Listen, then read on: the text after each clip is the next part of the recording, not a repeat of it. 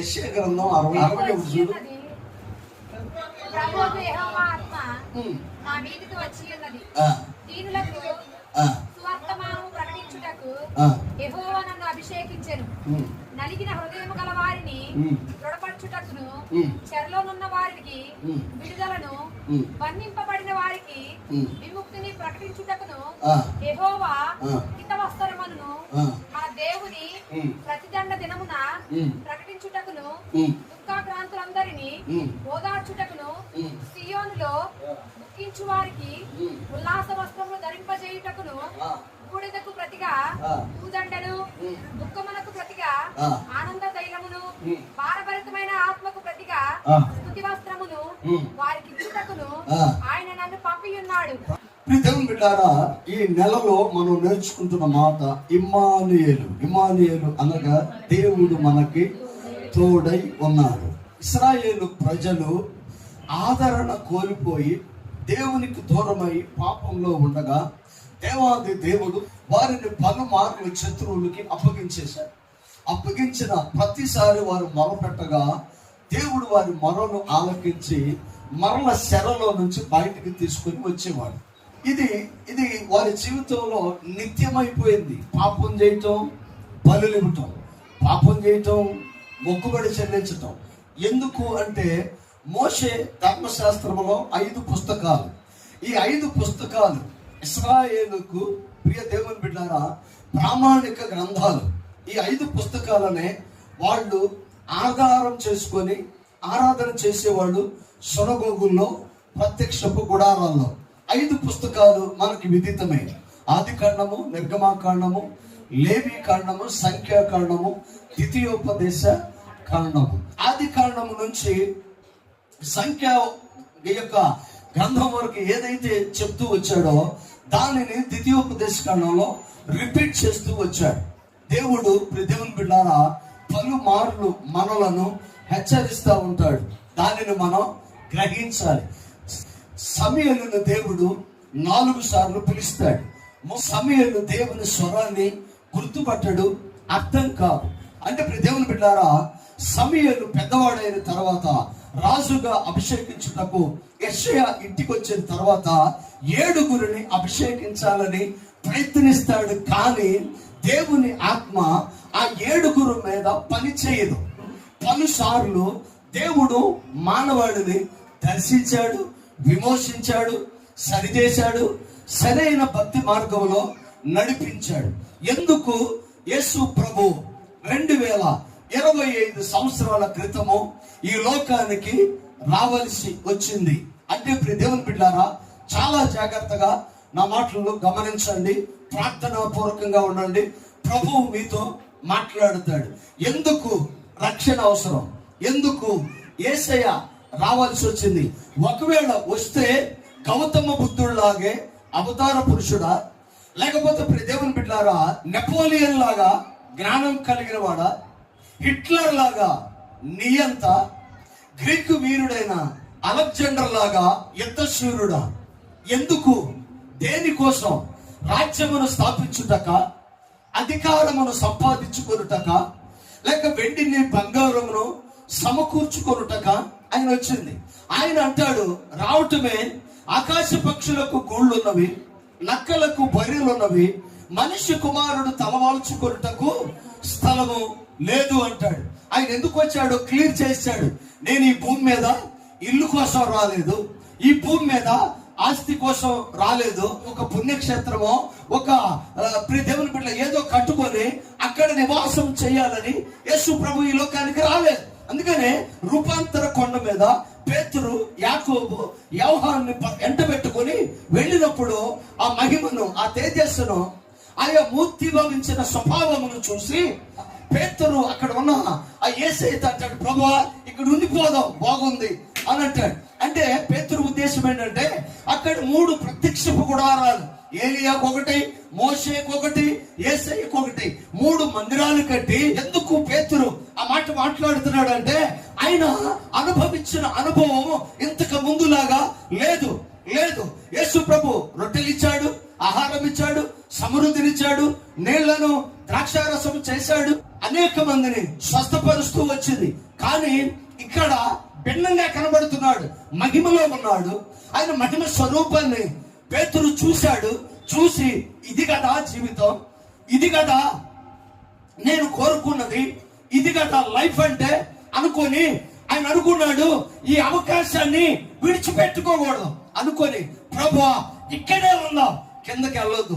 కొన్నిసార్లు మనం అలాగే అనుకుంటాం, హ్యాపీగా ఉన్న రోజు తలంచుకొని ప్రభువా ఆ రోజులు వస్తే ఎంత బాగున్నాయా అనుకుంటాం. దేవుని బిడ్డలారా, అభివృద్ధిగా ఉన్న రోజు, ఆరోగ్యం ఉన్న రోజు, సమాధానం ఉన్న రోజు, బిడ్డలు మన చుట్టూ ఉన్న రోజు, అందరూ కలిసి సంతోషించిన రోజు, అలాగే మన జీవితంలో హెల్దీ అయిన రోజులు ఉన్నవే. వాటిని తలంచుకొని అనేక సార్లు మనం వేదన పడుతూ ఉంటాం. ఆ రోజులే బాగున్నాయి, ఆ పరిస్థితులే బాగున్నాయి, అవి ఇంకా మరలా వస్తే బాగుండు అని తలంచుకుంటూ ఉంటాం. కానీ ఇప్పుడు దేవుని బిడ్డలారా, దేవుని ప్రణాళిక వేరుగా ఉంటుంది. యేసయ్య వచ్చింది పేతురు, యాకోబు, యోహాను కోసం కాదు. వాళ్ళ ముగ్గురిని రక్షించడానికి ఆయన రాలేదు. ఆయన వచ్చింది ఎందుకు? సకల మానవాళికి సరైన మార్గాన్ని ఎలా చూపించాలో ఆయన బ్రతికి చూపించి మార్గాన్ని వేసి వెళ్ళి మీరందరూ ఈ మార్గంలో రండని చెప్పటం కోసం యేసయ్య దేవుడై ఉండి మనుషునిగా మన మధ్యలోకి వచ్చాడు. ఇంకా మీకు అర్థమయ్యేలా చెప్పాలంటే, సాల్మోన్ దేవాలయం కడతాడు. దేవాలయం ఎలా ఉంటుందంటే, ఈ ప్రపంచంలో దేవదారు రాణులు, వెండి, బంగారము, వెలగల వచ్చిన వైడూర్యములతో ప్రియ దేవుని బిడ్డలారా మందిరాన్ని కడతాడు.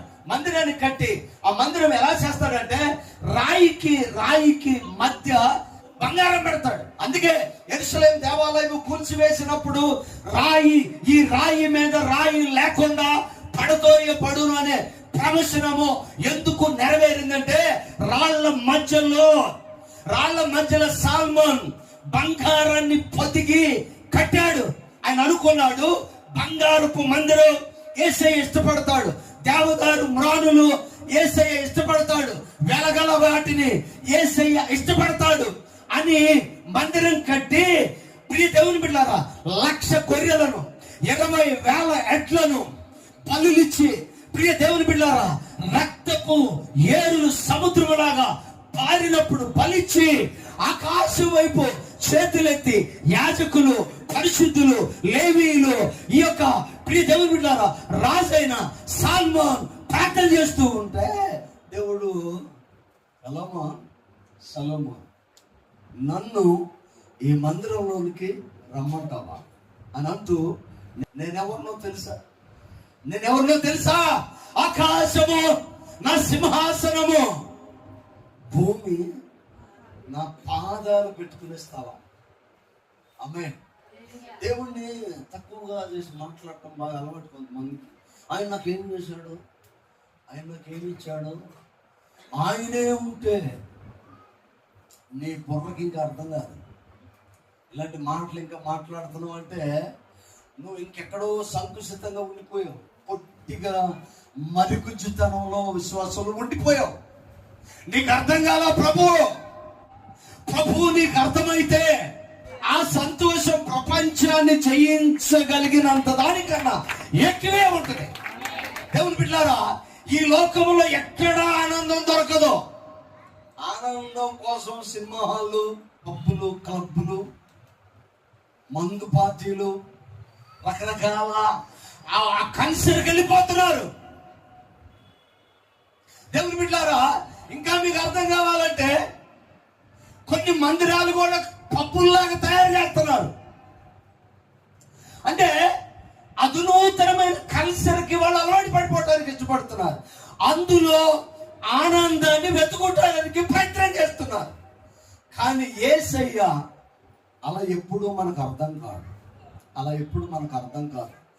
2025 సంవత్సరాల క్రితం ఆయన వచ్చిన విధం మనకు తెలిస్తే, ఎవరు బిడ్డారా, ఆకాశము నా సింహాసనము, భూమి నా పాదపీఠము. సాల్మోన్ ఒక మందిరాన్ని కట్టి ఇక్కడికి నేను రమ్మంటే ఎలా రాగలను? అవుట్ ఆఫ్ పిక్చర్ అది దేవుడు. చాలా జాగ్రత్తగా గమనించాలి. దేవుడు ఎలా ఉంటాడు అని అంటే, ఆకాశం సింహాసనము, భూమి ఆయన పాదాలు పెట్టుకునే స్థలము. అంత ఉన్నతమైన వాడు నా దేవుడు. ఆయన్ని బంగారముతో కట్టిన మందిరములోనికి రమ్మంటే ఎలాగ రాగలడు? ఆయన సన్నిధి ఆరాధన చేస్తూ ఉన్నారు. స్తుతులు, హోమములు. ప్రియ దేవుని బిడ్డారా, గంభీర స్వరాలతో సాల్మోను ఆరాధన చేస్తుంటే దేవుని సన్నిధి సొలొమోను దేవాలయములోనికి దిగొచ్చింది. 2 చేతులు పైకెత్తి సపోర్ట్ కొడుతూ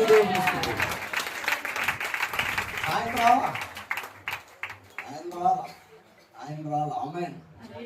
ఏమండి, యేసయ్య సొలొమోను దేవాలయంలోనికి రాలా, ఆయన సన్నిధి వచ్చింది.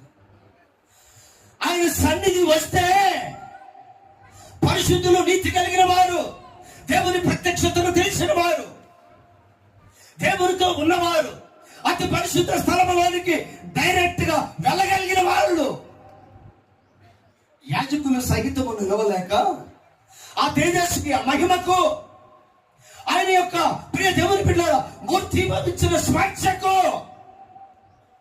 నిలవలేక యాజకులు సహితం బయటికి పారిపోయి వచ్చారంట. ఆయన సన్నిధి అంత గంభీరంగా ఉంటుంది, మనం చూడలేనిదిగా ఉంటుంది. చాలా జాగ్రత్తగా మాటలు గమనించండి. ఆకాశము నా సింహాసనము, భూమి నా పాదపీఠం. ఒకవేళ అందుకనే మోషే సీనాయి పర్వతం పైన ఒక ఆశను వ్యక్తపరుస్తాడు. ప్రభువా, నేను నిన్ను చూడాలి. అంతకు ముందు రోజు చెప్తాడు మోషేతో, మోషే, రేపు ఉదయం నీతో నేను మాట్లాడబోతున్నాను. ఈ సీనాయి పర్వత శ్రేణులలో ఎట్లు గాని, మేకలు గాని, గొర్రెలు గాని, మరి ఏ మనిషి గాని ఉండకుండా చూసుకో. నువ్వు ఒక్కడవే రా, నీతో నేను మాట్లాడతా. వచ్చి తన్మయానికి గురైపోయాడు. ఎందుకంటే ఆ మహిమ, ఆ తేజస్సు, ఆయన చూసిన పరిస్థితులు ఎలా ఉన్నదంటే, రూపాంతర కొండపైన మోషే, ఏలియా యేసయ్యను చూసిన దానికన్నా అక్కడ భిన్నంగా ఆయన కనబడుతున్నాడు. ప్రభు కనపడిన విధానం, ప్రభు దర్శించిన విధానం తెలుసుకుంటే ప్రియ దేవుని బిడ్డలారా, మన వెన్నులో భయం వేస్తుంది, భక్తితో కూడిన అణుకు వస్తుంది. యెహోషువ సైన్యాన్ని నడిపిస్తూ కనానుని గెలవటానికి వెళుతూ ఉంటాడు. ఆకాశానికి భూమికి మధ్యలో వేలాడబడుతున్న ఒక వ్యక్తి కత్తి వరలో నుంచి తీసి యెహోషువకి కనబడతాడు. చెప్పులిడిచి మోకరించి చచ్చిన శవంలాగా పడి దండం పెట్టి అంటాడు, ప్రభువా, నువ్వు మా పక్షం వచ్చావా, శత్రుపక్షం వచ్చావా? దేవుని బిడ్డారా, ఇద్దరు పక్షాన్ని నేను రాలేదంటాడు. అంటే యెహోషువ సాగిలపడిన విధానం, ఆయన ప్రార్థన చేసిన విధానం ఏంటంటే, గబ్రియలు దూత అక్కడ లేడు, సాక్షాత్తు యేసయ్యే యెహోషువను దర్శించాడు.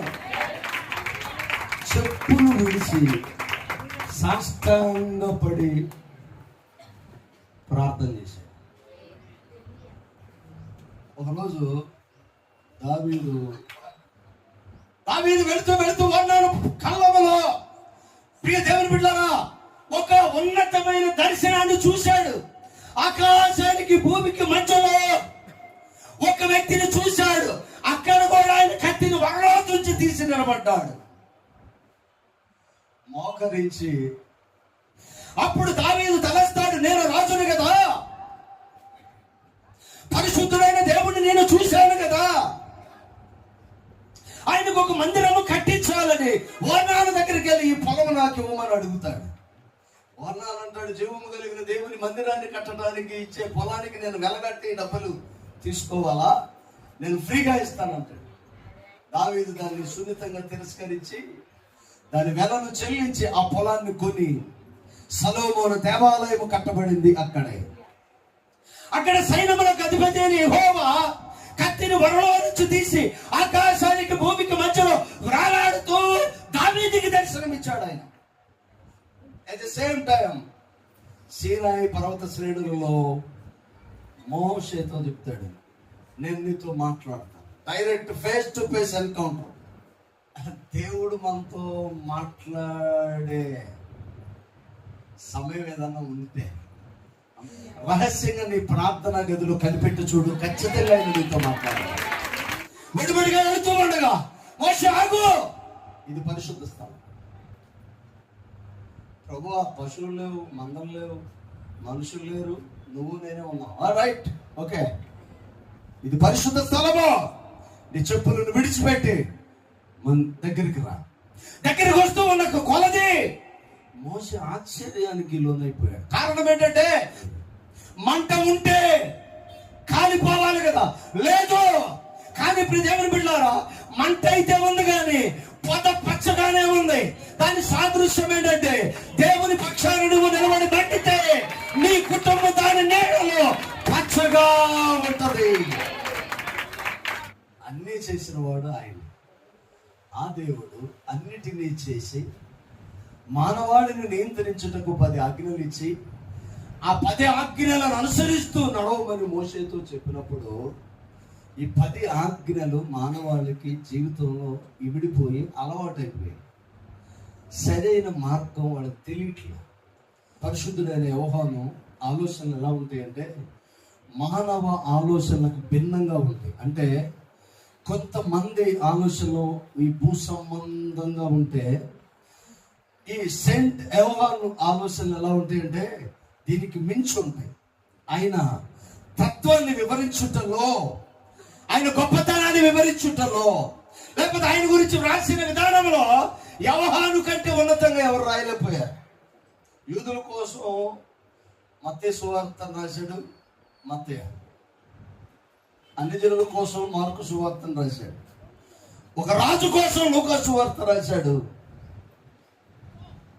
వైద్యుడైన లూకా. దేవుని బిడ్డలారా, కానీ యోహాను తన పత్రికను ఉన్నతంగా రాస్తాడు. ఈ యోహాను పత్రిక పక్షిరాజును పోలి ఉంటుంది. పక్షిరాజు అంటే అది భూ సంబంధమైన ఆలోచన చేయదు. దాని ఆలోచన, దాని చూపు, దాని దర్శనం, దాని ప్రవర్తన అంతా ఆకాశం వైపే కానీ ఈ భూమి వైపు ఉండదు. ఆయన అంటాడు తన పత్రికను ఆరంభిస్తూ, ఆది యందు వాక్యం ఉండెను, వాక్యము దేవుని యొద్ద ఉండెను, వాక్యము దేవుడై ఉండెను, ఆ వాక్యమే కృపా సత్య సంపూర్ణుడుగా మన మధ్యలోనికి వచ్చింది. యోహాను సువార్త 1వ అధ్యాయం చూడండి. వాక్యము అని అన్న ప్లేస్ లో యేసు అని పెట్టారు. ఆది యందు యేసు ఉండెను, యేసు దేవుని యొద్ద ఉండెను, యేసు దేవుడై ఉండెను. ఆ 14వ వచనం, ఆ యేసే శరీరధారి అయి కృపా సత్య సంపూర్ణుడుగా మన మధ్యలోకి వచ్చాడు. ఇప్పుడు ఎవరో 2000 సంవత్సరాల క్రితం వచ్చిన యేసయ్య అదిగా. ఆది యందు యేసయ్య ఉన్నాడు, యేసయ్య దేవుని దగ్గర ఉన్నాడు, యేసయ్యే దేవుడై ఉన్నాడు.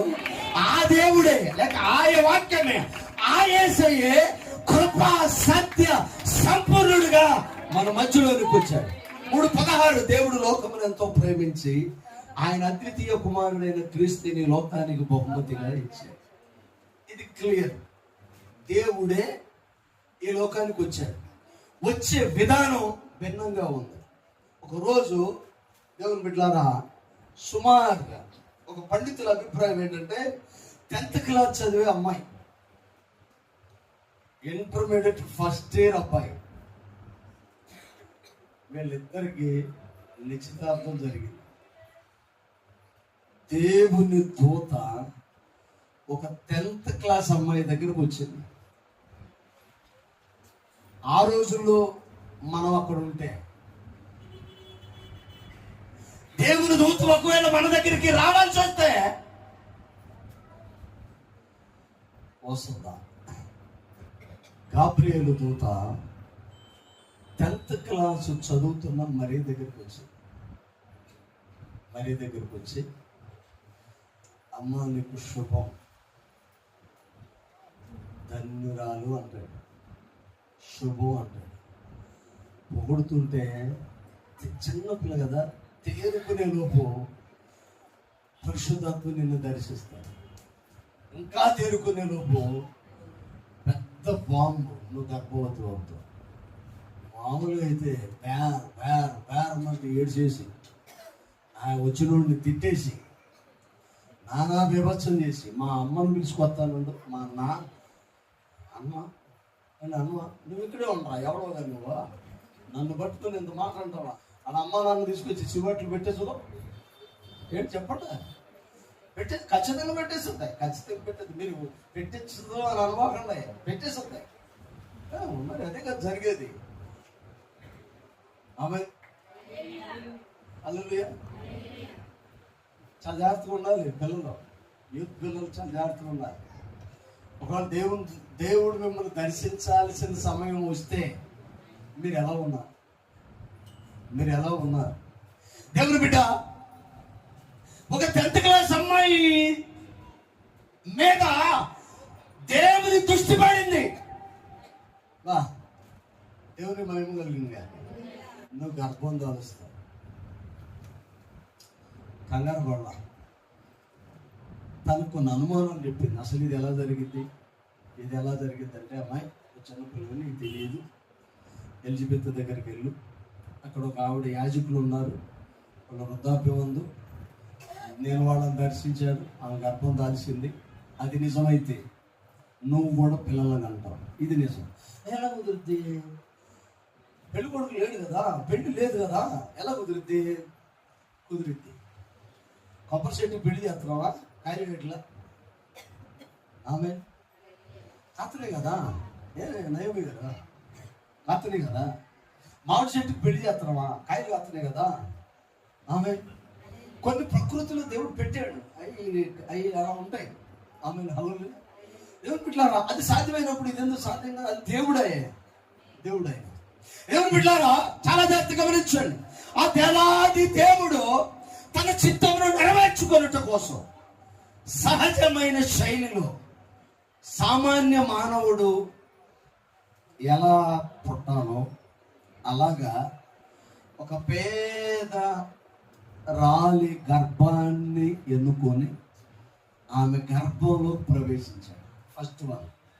సెకండ్ వన్, యోధా బెత్లెహేమ ఎఫ్రాతా, ఇశ్రాయేలులో అల్పమైన దానివే, కానీ ఇశ్రాయేలును ఏలువాడు నీలో నుంచి వస్తాడు. అల్పమైన దాంట్లో నుంచి ఘనమైనది ఇచ్చాడు ఆయన. నజరేతు ప్రాంతం చెడిపోయింది, కానీ పరిశుద్ధుడైన యేసయ్య నజరేతులో నుంచి వస్తాడు. అంటే ప్రవచన నెరవేర్పులో ఇవన్నీ భాగమయ్యి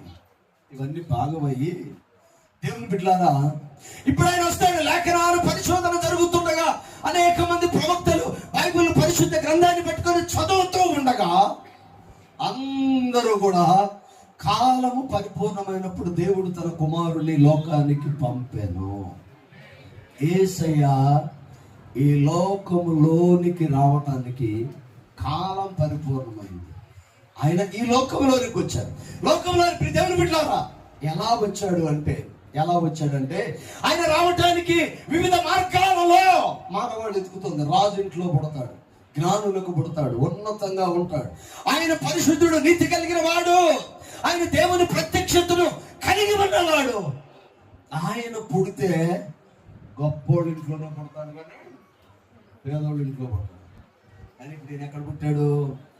అందరూ గొప్పోళ్ళ ఇంట్లో ఎదుగుతుంటే ఈయన పేదవాళ్ళైన పశువుల పాకలో పుట్టాడు. సపర్లు కొడుతూ దేవుని దూతేమో ఈ యొక్క కాపరులను పశువుల పాక దగ్గరికి నడిపిస్తే, నక్షత్రమేమో జ్ఞానులను ఇంటి దగ్గరికి నడిపించింది. దేవుని దూత అంటే యేసయ్య ఫస్ట్ ఎవరు కనపడ్డాడంటే కాపరులకు కనపడ్డాడు. కాపరి అంటే బాధ్యత కలిగిన వాడు, మెలకుగా ఉంటాడు, తన పొలాన్ని కాస్తాడు. ఇంకా మీకు అర్థమయ్యేలాగా చెప్పాలంటే మంద కాపరి పగలు మందను మేపుతాడు, రాత్రి మందను కాస్తాడు. మంద కాపరులో మనం పడుకున్నట్టుగా పడుకోవాలా? వాళ్ళు ఎటు తోడేలు వస్తుందా, ఎటు శత్రువు వస్తుందా, ఎటు సర్పం వస్తుందా అని చెప్పేసి రాత్రులు మందను కాస్తూ ఉన్నారు, పగలు మందను మేపుతూ ఉన్నారు. ఎవరు మెలకువగా ఉంటారో వారికి యేసయ్య అర్థం అవుతారు. వాళ్ళు కాపర్లు మెలకువగా ఉన్నారు, బాధ్యత కలిగి ఉన్నారు గనక దేవుని దూత వారి దగ్గర చెవులు పాకులోనికి వాళ్ళు వెళ్ళారు. జ్ఞానులు, మేధావులు, రాజులు, ఉన్నతమైన దేవుడు ఉన్నతంగా పుడతాడని ఆలోచన చేస్తుంటే ఆయన వాళ్ళ కోసం రాలేదు, జ్ఞానులను సిగ్గుపరచుటకు ఆయన వెర్రి వారిని ఎన్నుకున్నాడు. దేవుడు వారికి కనబడు. ఎందుకు? జ్ఞానుల్ని పక్కన పెట్టి ఎవరికి కనపడ్డాడు? వెర్రి వారికి ఆయన కనపడ్డవాడు. దేవుని బిడ్డ ఆయన తనను తాను తగ్గించుకొని ఆకాశం సింహాసనం భూమి పాదపీఠమైన ఆ దేవుడు, ఆకాశానికి భూమికి మధ్యలో కనబడిన ఆ దేవుడు, పొదలో కనబడిన ఆ దేవుడు, సొలొమోను దేవాలయంలోనికి వచ్చినప్పుడు యాజకులు సైతం నిలవలేక బయటికి పారిపోతే ఆ సన్నిధిని అనుభవించలేని ఆ దేవుడు ఇప్పుడు మన కోసం తనను తాను రెత్తునిగా మార్చుకున్నాడు. 8వ రోజు, ఎన్నో రోజు? యేసు ప్రభు పుట్టిన 8వ రోజు. అంటే ఇప్పుడు దేవుని బిడ్డలారా, ఈ రోజు యేసయ్య పుట్టింది నిజమైతే 8వ రోజు ఆదివారం, అంటే సేమ్ గురువారం, ఆయన్ని అంటే 31st కదా, ఆ రోజు 8వ రోజు దేవాలయంలోకి ఆయన తీసుకెళ్ళారు. అందరూ చూడండి ఎలాగా, ఎలా పట్టుకుంటాడు దేవుడు అండి. దేవుడినా ఇంతకుముందు ఏం చెప్పా? ఆకాశం సింహాసనం, ఈయనే మోషే కనపడ్డాడు కదా, ఈయనే దావీదు కనపడ్డాడు కదా, ఈయనే యెహోషువ కనపడ్డాడు కదా, ఈయనే. ఇప్పుడు సిమియోను తన చేతితో పట్టుకొని ఓ పాట పాడుతున్నాడు. నాదా ఇశ్రాయేలు రక్షణను చూడాలని సుదీర్ఘ కాలము దేవాలయములు కనిపెట్టుకొని పండు వృద్ధుడైపోయి ఆ రక్షకుడిని చూడకుండానే చనిపోతానేమోనని మనోవేదనతో ఎలాగైనా ఆయన చూడాలని ఆశతో బ్రతుకుతూ ఉన్నా. ఎలాగైనా నేను ఆయన చూడాలి, ఎలాగైనా నేను ఆయన చూడాలి, బతికేస్తున్నాడు. ఆయన ఆశ అయి ఉండొచ్చు, సిమియోను ఆశ అయి ఉండొచ్చు. యేసయ్యను చూసే వరకు నేను బతికే ఉండాలి.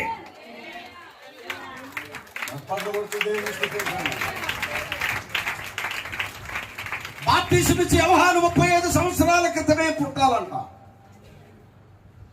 యేసు ప్రభు పుట్టుక లేట్ అవుతుంది కనుక ఎలిజబెత్ జకరియకు పిల్లలు పుట్టడం లేట్ అందుకు అయ్యింది. ఎందుకు? ఎలిజబెత్ జకరియకు ముందే పిల్లలు పుడితే వాడు పెరిగి పెద్దవాడైతే వాడికి బాప్తిజం ఇవ్వడానికి ఆ తర్వాత పుట్టే యేసయ్యకు వయసు దాటిపోయింది. అందుకనే ఈ ముసలోళ్ళు ఇద్దరికి పిల్లలు లేరు. దేవుని ప్రణాళిక ఉంటుంది, ప్రతిదానికి దేవుని ప్రణాళిక ఉంటుంది. వీళ్ళకి లేట్ చేశాడు, మరీని అక్కడ పంపించాడు. ఆమె చూసింది. ఆ దర్శనాలని నెరవేరిన తర్వాత 10-11 నెలల ముందు యోహాను పుట్టాడు. 11-10 నెలల తర్వాత యేసయ్య పుట్టాడు. ఇద్దరు సమకాలికులు.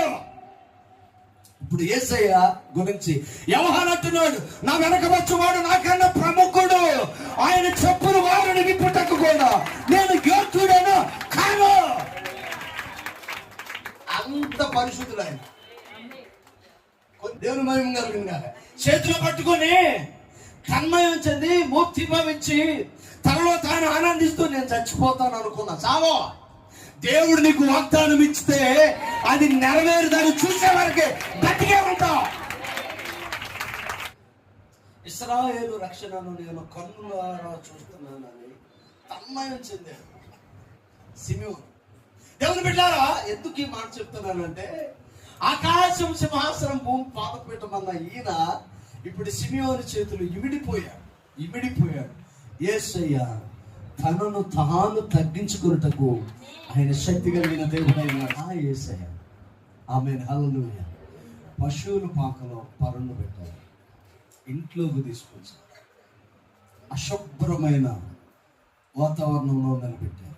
ఒకరోజు నేను ఒక ఇంటికి వెళ్తాను, అయ్యగారు ఒక్కసారి మీరు బయట ఏమ్మా అయ్యగారు ఏమనుకో, ఒక్క నిమిషం అవ్వాలి. లోపలికి వెళ్ళి వేడి నీళ్ళు తీసుకొచ్చాను. అయ్యా ఏమనుకోవద్దు, కాళ్ళు కట్టుకొని లోపల. చిన్నపిల్లలు బ్యాక్టీరియా అంటారు కదా, ఏమనుకో పాపం, మీతో అవేమి ఉండవు, కానీ ఏమనుకోబాకండి అయ్యగారండి. ఆ తల్లి ఒక దైవ సేవకుండా నన్ను కూడా కాళ్ళు కట్టుకోకుండా లోపలికి అనుమతి ఇవ్వలేదు. కానీ యేసయ్య ఎక్కడ ఉన్నాడో తెలుసా? పశువుల పాకలో పరుండు. బ్రహ్మం గారు అంటాడు, పొత్తి గుడ్డలలో చుట్టి, పొత్తి గుడ్డలు ఎక్కడే అండి? ఎక్కడే పొత్తి గుడ్డలు? ఎక్కడే పొత్తి గుడ్డలు? అమ్మగారి దగ్గర అప్పుడు పడతారు, కాటన్ శరీరాలు ఉంటాయేమో, దేవుని బిడ్డారా, పత్తి గుడ్డలలో చుట్టి అంటే ఆయన అంటాడు, ఆ ప్రవక్త అంటాడు, వ్యవసాయదారుడు వ్యవసాయం చేస్తూ ఎట్లకు పుళ్ళయ్యి ఆ పుళ్ళు గాయాల మీద క్లాత్ వేస్తే, ఆ యొక్క మాసిపోయిన బట్ట వేస్తే, ఆ ఎట్ల గాయాలకు అయిన ఆ రక్తమైన ఆ క్లాత్ను చుట్టి పశువుల పాకలు సూర్లో పెడితే ఆ రక్తపు గుడ్డలు తీసుకొచ్చి తొట్లో పడుకోబెట్టారంట. ఆటి మీద యేసయ్యను పడుకోబెట్టారు.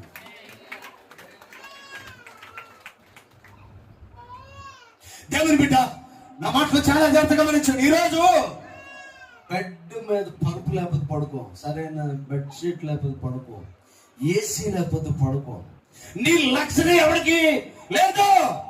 కానీ యేసయ్య నీకు అవన్నీ ఇవ్వటానికి సమస్తమును విడిచిపెట్టి ఒక పశువుల పాకలో తన్ను తాను ఇముడ్చుకున్నవాడు నా యేసయ్య ఉన్నాడు. ఎప్పటికైనా యేసయ్య నీకు అర్థం అవ్వాలి. ఈ క్రిస్మస్ లో ప్రభువు నీతో మాట్లాడేదని, ఆయన నీ కోసం ఆకాశమంత సింహాసనాన్ని విడిచిపెట్టాడు, నీ కోసం ఆ మహిమను విడిచిపెట్టాడు, నీ కోసం ఆ అగ్ని తేజస్సును విడిచిపెట్టాడు, నీ కోసం సేనలకు అధిపతి ఆ వీరత్వాన్ని విడిచిపెట్టాడు, నీ కోసం తను తాను రిక్తునిగా మార్చుకొని ఒక పశువుల పాకలో పరుండ పెట్టుటకు కూడా ఆయన ఇష్టపడ్డాడు. వర్ణన, ధవళ వర్ణుడు, రత్న వర్ణుడు, 10,000లో అతడు గుర్తింపగలిగి, అతని పలువరుస మధురాతి మధురము, పాలతో కడిగిన నయనాలు కలవాడు. సులమ్మితి తన ప్రియుని గురించి వర్ణన, క్రీస్తు వర్ణన, అది క్రీస్తు వర్ణన. యెషయా అంటాడు, సొగసైనను స్వరూపమైనను లేనివాడుగా తను మారాడు అంటాడు. ఎండిన భూమిలో మొలిసిన మొక్కవలే ఆయన దేవుని ఎదుట ఎదుగుస్తున్నాడు అంటాడు. ఆ దేవుడు నీకు అర్థం కావాలి. క్రిస్మస్ ఆ రోజు స్టార్ లేదు, లైటింగ్ లేదు, బెలూన్స్ లేవు, ఈ సంథింగ్ ఈ కొత్త బట్టలు ఏమీ లేవు. అక్కడ ఉంది పశువుల పాక, మాసిపోయిన బట్టలు, పొత్తి గుడ్డలు, అశుభ్రమైన స్థలంలో ఆయన ఇమిడిపోయాడు. దేవుని బిడ్డారా, వచ్చిన వైడూర్యములతో పొదిగబడిన పరలోకమును విడిచిపెట్టి ఆయన అంటాడు, బంగారపు వీధులు అంట. మనకు చిన్న ముక్కుదు దొరికితే ఏం చేస్తాం? ఏడొకడ తగిలిస్తాం, మెజ్జు పెట్టేసి. కానీ అక్కడ మనం పరలోకంలో ఏమని అడుగుతాం? అదే నువ్వు చెవు మీద పెట్టుకున్నది బంగారం, ఈ రోడ్డు అదే. ఇక్కడ తారుకి ఎంత ఇల్లు ఉందో అక్కడ బంగారానికి అంతే ఇల్లు ఉందా? ఎంత తగ్గించుకున్నాడంటే ఎంత కావాలో అంత తగ్గించుకున్నాడు. అంత యేసు ప్రభువే తగ్గించుకుంటే ఒక్కోసారి మనం తగ్గించుకుంటే తప్పేముంది సిస్టర్ ఏమన్నాడు కదా. ఆమె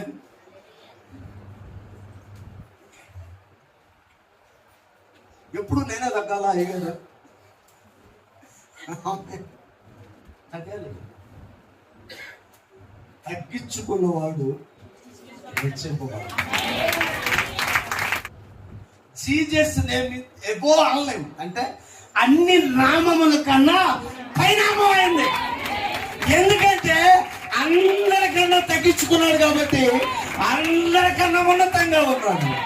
ఒక్కసారి నువ్వు తగ్గించుకొని చూడు, అసలు నీ జీవితాన్ని తిరుగువా. పిల్లలు ప్రేమిస్తారు, భర్త ప్రేమిస్తుంది, భార్య ప్రేమిస్తుంది, పాస్టర్ గారు ప్రేమిస్తాడు, కుటుంబం ప్రేమిస్తాడు, యజమాని ప్రేమిస్తాడు. నాగొక్క పీడక ఏం అవసరం లేదు. తగ్గించుకొని చూడండి, దేవుడు నిన్ను హెచ్చిస్తాడు. నువ్వు హెచ్చించుకుంటే దేవుడు తగ్గిస్తాడు, నువ్వు తగ్గించుకుంటే దేవుడు హెచ్చిస్తాడు. ఎంతగా తగ్గించుకున్నాడంట ఫిలిప్పీ పత్రికలో అదే అంటాడు, ఆకాశంలో గాని భూమి మీద గాని పాతాళములో గాని అన్ని నామముల కన్నా పైనామము యేసయ్య నామం. అది క్రిస్మస్, తగ్గింపే క్రిస్మస్. దేవుని బిడ్డల నా మాటలు చాలా జాగ్రత్తగా కొన్నిసార్లు తగ్గాలి. ఎంత తగ్గితే అంత హెచ్చించబడతాయి. ఈ క్రిస్మస్ రోజు నూతన సంవత్సరంలోనికి అడుగు పెడుతున్నాం. నూతన వాగ్దానాన్ని మనం పొందుకోబోతున్నాం. ఒక్కసారి ఒక్క అడుగు వెనకేసుకొని తగ్గించి చూడు, యేసయ్యని ఎలాగ ఆశీర్వదించాడో నిన్ను, నీ బిడ్డలను, నీ కుటుంబాన్ని, నీ వ్యాపారాన్ని దేవుడు ఆశీర్వదిస్తాడు. ఉన్నతమైన స్థితిలో నిలబెడతాడు. తల వంచండి, ప్రార్థన. నాథ, ప్రేమ స్వరూపి, సత్యవంతుడ, కృప కలిగిన దేవా, నీకు మహిమ. ఈ ఉదయకాలం నీ కృప మాతో కూడా ఉంచారు. ఎంత గొప్ప దేవుడువో మీరు మాకు తెలియజేశారు. ఎంత తగ్గించుకున్నావో తెలియజేశారు. కొన్నిసార్లు మేము గొప్పవాళ్ళం అనుకుంటాం, కానీ దైవభక్తి విషయంలో తగ్గించుకునే స్వభావాన్ని మీరు మాకు అనుగ్రహించారు. తగ్గించుకొనుట, హెచ్చించబడతావు. నీవు తగ్గి ఈ లోకానికి వచ్చావు. యేసు పరిశుద్ధ నామమును అడిగి వేడుకొనుచున్నాము తండ్రి, ఆమేన్.